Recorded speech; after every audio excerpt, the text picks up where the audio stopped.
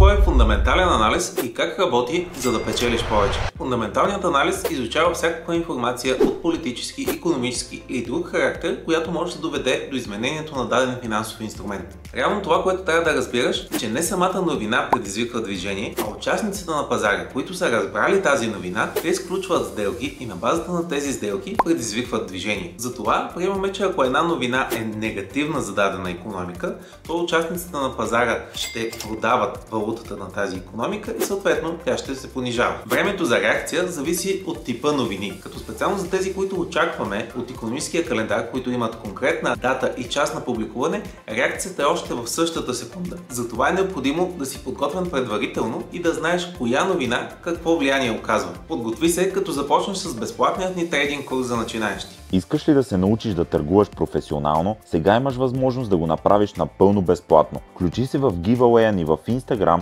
и спечели 12-месечна менторска трейдинг програма. Също така има и втора награда. Научи пълните условия и вземи участие още сега, като влезеш в профилът ни в Instagram.